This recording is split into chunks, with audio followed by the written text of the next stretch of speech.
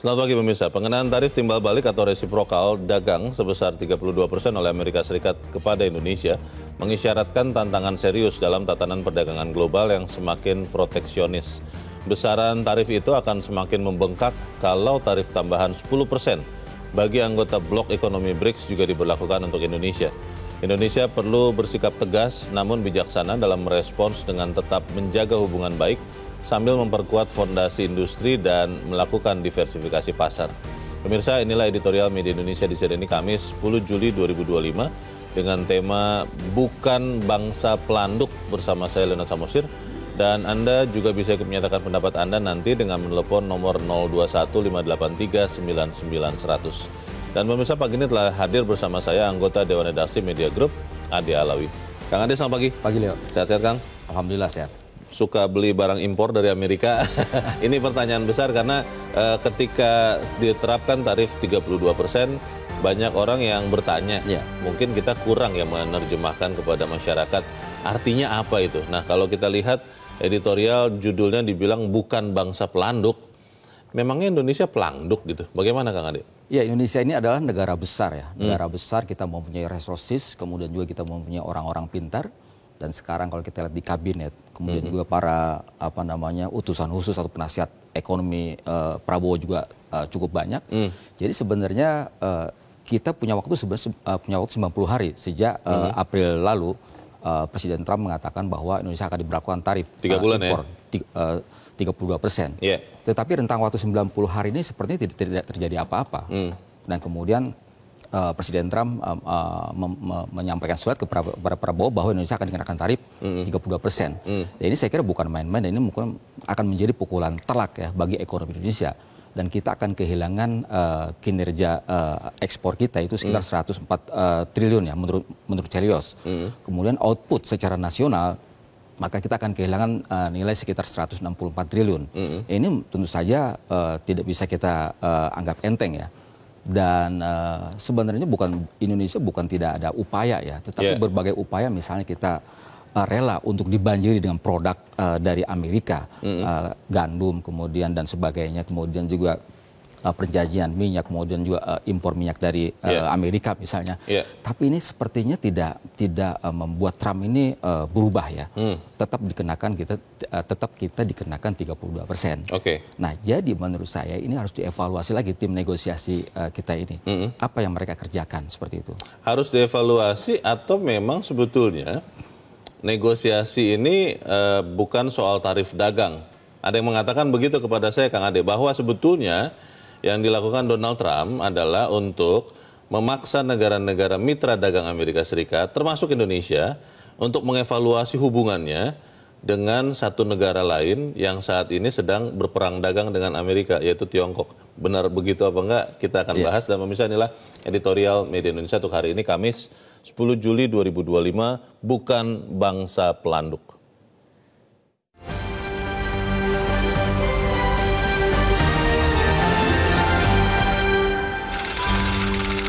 Bukan bangsa pelanduk.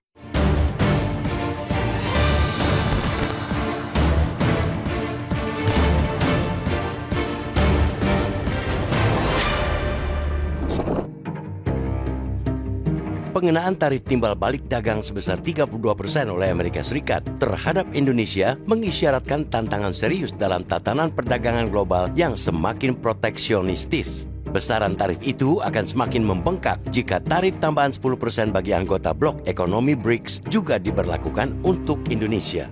Indonesia perlu bersikap tegas namun bijaksana dalam merespons dengan tetap menjaga hubungan baik sambil memperkuat fondasi industri dan diversifikasi pasar. Kebijakan proteksionis ini menimbulkan kekhawatiran di berbagai kalangan, baik pemerintah maupun pelaku usaha. Langkah ini dinilai sebagai bagian dari strategi dagang Amerika Serikat untuk melindungi industri domestiknya. Bagi Indonesia, hal ini dapat memberikan dampak serius terhadap ekspor, hubungan bilateral, dan stabilitas sektor industri tertentu. Selama ini, Indonesia mencatatkan surplus dalam neraca perdagangan dengan Amerika Serikat. Negeri Paman Sam itu merupakan negara penyumbang surplus terbesar dalam hubungan dagang bilateral dengan Indonesia tahun ini, yang mencapai 5,44 miliar US dollar. Dengan tarif sebesar 32%, plus jika nanti tambahan 10%, produk-produk Indonesia di pasar AS menjadi jauh lebih mahal, mengurangi daya saing jika dibandingkan dengan produk dari negara lain yang tidak dikenai tarif serupa.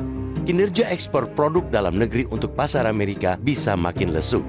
Hal ini akan sangat mengkhawatirkan mengingat produk ekspor Indonesia ke negara itu didominasi oleh sektor padat karya, yakni elektronik, tekstil, dan produk tekstil, alas kaki, palm oil, karet, furniture, serta udang dan produk-produk perikanan laut lainnya. Belum lagi sejumlah negara jiran di kawasan yang banyak menghasilkan produk serupa untuk pasar Amerika Serikat tidak dikenakan tarif sebesar Indonesia. Tarif yang dikenakan kepada Indonesia lebih besar jika dibandingkan dengan tarif impor untuk Malaysia sebesar 25%. Untuk Vietnam, Presiden Amerika Serikat Donald Trump sempat mengumumkan akan mengenakan tarif impor 20%, sedangkan Myanmar dan Laos dikenakan tarif 40%. Kemudian Thailand dan Kamboja dikenakan 36%. Indonesia patut melihat strategi negosiasi Vietnam yang berhasil menurunkan tarif resiprokal lebih dari separuh. Vietnam awalnya dihadapkan pada tarif 46%, namun dengan kegigihan tim negosiasi, mereka mampu mereduksi tarif hanya tinggal 20%. Untuk itulah pemerintah perlu segera melobi pemerintah Amerika Serikat dengan sangat keras untuk membuka dialog bilateral dan memastikan ruang negosiasi. Langkah ini penting untuk menjelaskan posisi Indonesia dan mencari jalan tengah.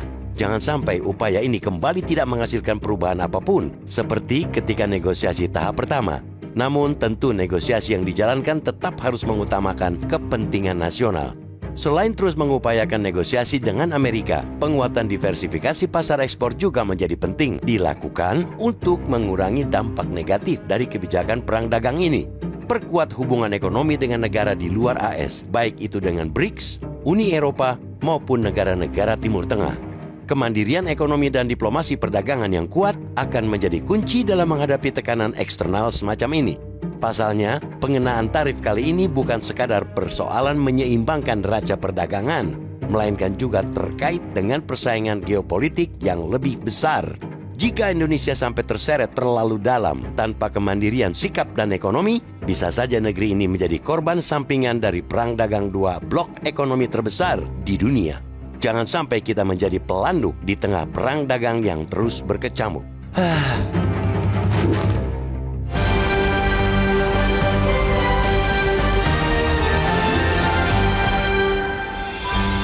Di bagian berikut Anda bisa ikut menyatakan pendapat Anda, pemirsa. Untuk saat ini tetaplah bersama kami.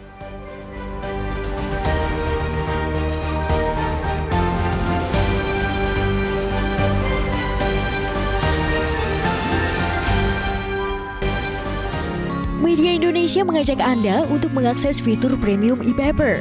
Dengan sajian konten berbasis intelektual dan meneguhkan kebangsaan, Media Indonesia tampil dengan lebih dinamis melalui e-paper Media Indonesia yang dapat Anda akses kapan saja, di mana saja.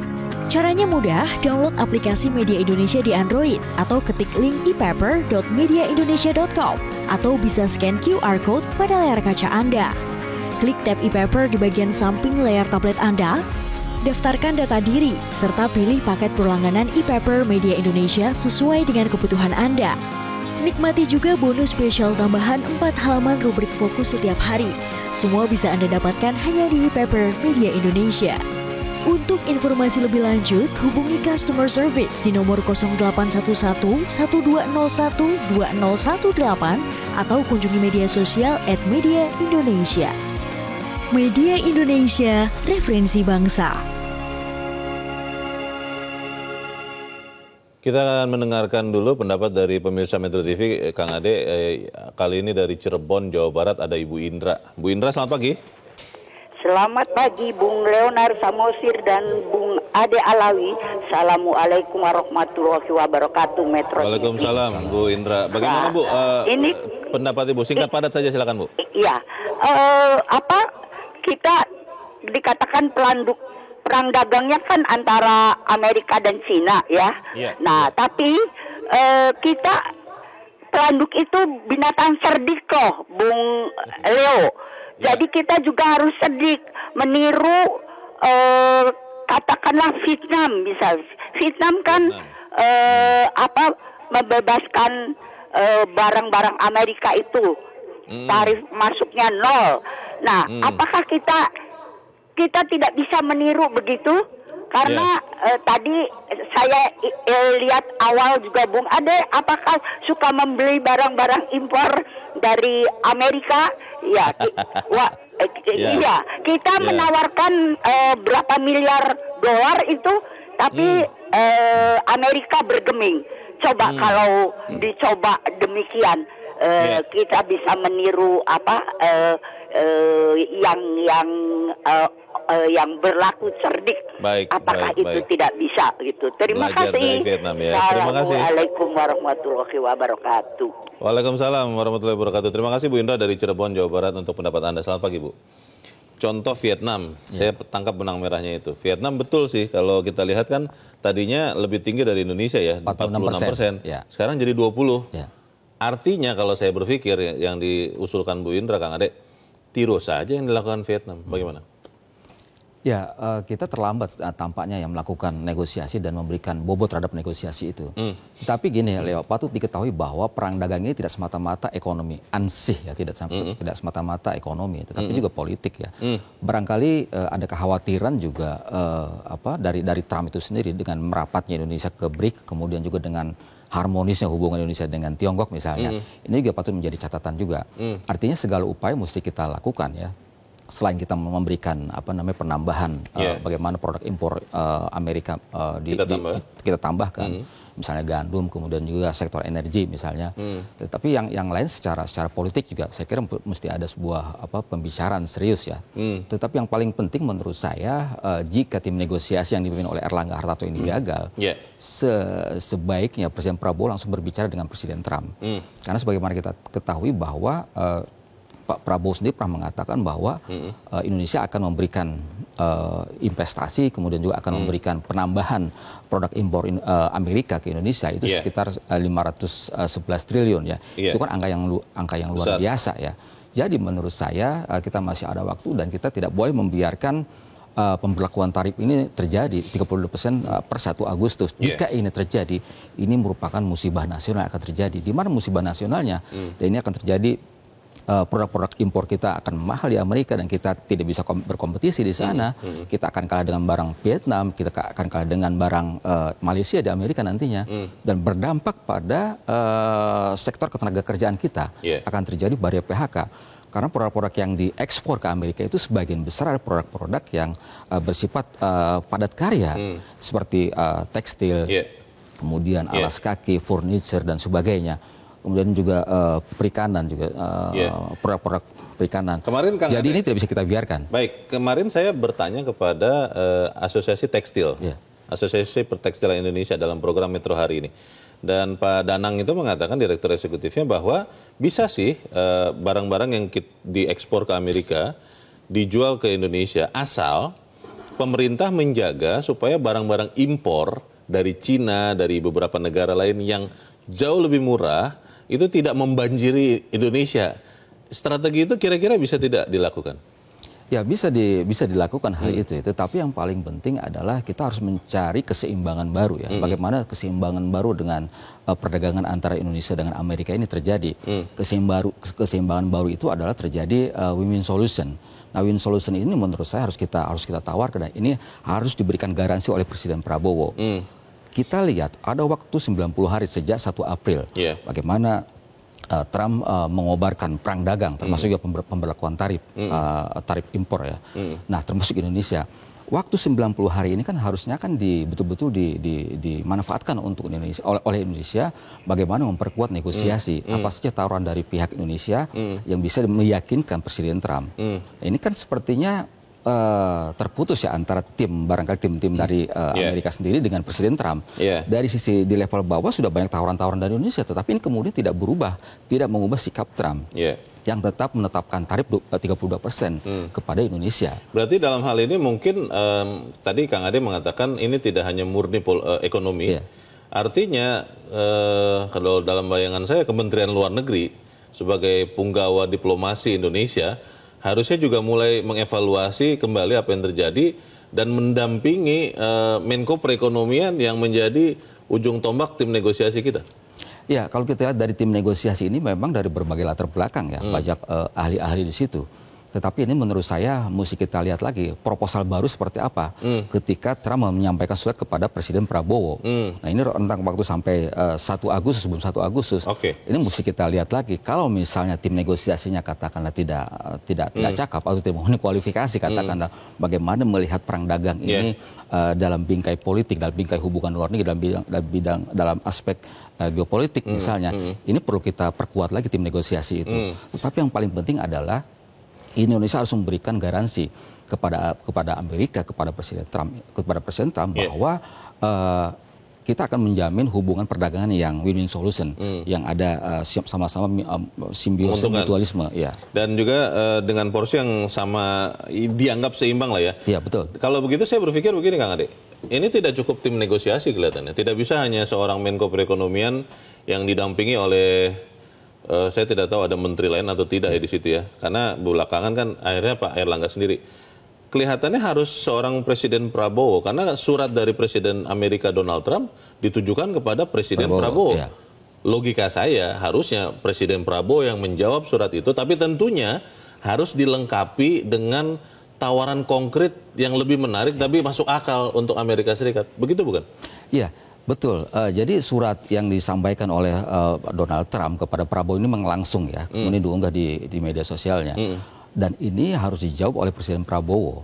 Nah, tidak semata-mata lewat surat jawaban itu, tetapi juga harus hadir, saya kira harus mendatangi lebih bagus Presiden begitu Trump ya, untuk langsung berdialog. Langsung secara fisik. Iya, karena kan kalau lewat surat pun akan terbatas gitu. Bagaimana komunikasi, verbal non verbalnya seperti itu. Jadi yang paling penting adalah dari Presiden Prabowo sendiri harus memberikan jaminan. Dan Presiden Prabowo harus memberikan jaminan juga jangan sampai kemudian masuknya Indonesia kepada blok ekonomi BRICS. Ini kemudian mengkhawatirkan Trump, kemudian juga harmonisnya hubungan kita dengan Tiongkok, ini mencemaskan tidak mencemaskan Amerika seperti itu. Jadi inilah yang menurut saya garansi-garansi ini yang perlu disampaikan langsung kepada Presiden Prabowo, kepada Presiden Donald Trump. Baik, pertanyaan mendasar dari banyak orang adalah kenapa kita terus-terusan menjadi pelanduk? Padahal kalau dari jumlah penduduk Indonesia itu nomor 4 terbesar, nomor 1 Tiongkok, nomor 2 India, nomor 3 Amerika Serikat. Kenapa kita tidak bisa sama besar ya? Kenapa kita terus-terusan menjadi pelanduk? Kita bahas di bagian berikut. Pemirsa tetap bersama kami, Editorial Media Indonesia segera kembali.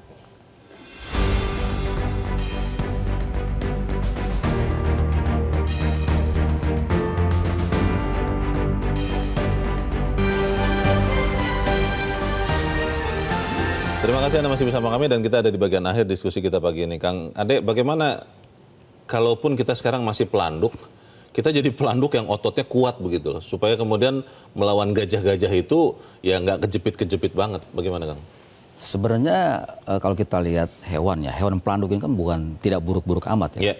Kecil tapi dia bisa beratap di atas gunung misalnya, di atas gunung ya. Itu kan luar biasa, lincah, gesit dan kuat seperti itu. Tetapi saya ingin menjawab pertanyaan dari Leo tadi, bagaimana Indonesia menjadi bangsa yang besar. Yang paling penting adalah Indonesia harus meningkatkan posisi, bargaining position. Bargaining position ini ditentukan oleh sejauh mana Indonesia ini menjadi bangsa yang produktif. Kita menjadi bangsa produsen, bukan bangsa konsumen. Itu yang paling penting. Dan yang paling penting terkait dengan pengenaan tarif 32% ini, Indonesia harus memberikan jaminan kepada Amerika semua hambatan tarif, hambatan non tarif ini harus dihilangkan. Jadi ini yang saya kira harus kita jawab. Bagaimana kita bisa meyakinkan pihak Amerika hambatan tarif, hambatan non tarif ini kan permasalahan di awal kan seperti itu. Dianggap hubungan dagang kita tidak seimbang. Amerika merasa dirugikan, Amerika defisit, sementara Indonesia ini surplus. Jadi menurut saya harus dicarikan sebuah bagaimana tata hubungan perdagangan yang baru, ada keseimbangan baru antara Indonesia dengan Amerika, seperti itu. Selalu dikatakan bahwa ini adalah kesempatan untuk Indonesia lebih mandiri, industrinya diperkuat. Tapi kenyataannya adalah industri di Indonesia sekarang, kalau bahasa paling halus adalah seperti jalan di tempat. Mau ekspansi agak susah karena banyak ketidakpastian, banyak produk impor yang jauh lebih murah masuk dengan leluasa. Bagaimana itu Kang Ade? Ya, persoalan kita ini kan kita kalah dengan barang-barang impornya kan pertama ketidakberdayaan UMKM kita misalnya. Kalau kita hadapkan dengan UMKM dari barang-barang dari China misalnya. Terutama Tiongkok. Kita kan ada problem juga bahan baku kita kan mahal. UMKM kita tidak mampu memproduksi dengan barang yang sama. Jadi secara kita melihat bagaimana kekuatan bangsa kita, harus kita melakukan koreksi. Ada berbagai persoalan regulasi, persoalan birokrasi dan sebagainya, biaya tinggi dan sebagainya. Ini harus dihilangkan. Jangan sekedar kita cuma omong tapi praktik di lapangan seperti apa, seperti itu. Evaluasi keseimbangan hubungan, kan yang tadi saya katakan, yang saya dengar itu bahwa sebetulnya yang dilakukan Amerika Serikat, Donald Trump ini adalah supaya negara-negara mitra dagang termasuk Indonesia mengevaluasi lagi hubungannya dengan Tiongkok. Itu yang sebenarnya mereka inginkan. Jadi kalau itu dilakukan, maka mungkin tarif 32% Indonesia ini bisa akan turun lagi. Itu mungkin tidak dilakukan oleh Indonesia. Ya, kita tidak bisa kemudian mengurangi katakanlah derajat hubungan dengan Tiongkok, itu sama sekali tidak bisa ya. Justru harus lebih harmonis lagi ya. Tetapi harus kita yakinkan bahwa kita tetap menjadi negara non-blok. Kita tidak memblok pada salah satu kekuatan politik atau blok ekonomi. Ini yang saya kira harus penting. Jadi non-blok itu tidak hanya bersifat pertahanan, tidak hanya bersifat politik, tetapi juga secara ekonomi juga kita pada posisi non-blok seperti itu. Ini harus kita berikan jaminan kepada Presiden Trump, dan itu harus keluar dari Presiden Prabowo. Kita tunggu nanti langkah lanjutnya, karena saya yakin betul kita bukan bangsa pelanduk. Kang Ade Alawi, terima kasih sudah hadir di tempat ini. Selamat pagi, Kang. Pagi. Pemirsa, kalau Indonesia sampai terseret terlalu dalam tanpa kemandirian sikap dan ekonomi, bisa saja Indonesia menjadi korban sampingan dari perang dagang dua blok ekonomi terbesar di dunia. Jangan sampai kita jadi pelanduk di tengah perang dagang yang terus berkecamuk. Saya, Leonard Samosir, berterima kasih Anda sudah menyimak editorial Media Indonesia 1 pagi ini. Terus jaga kesehatan Anda, terus jaga nurani Anda. Selamat pagi, sampai jumpa.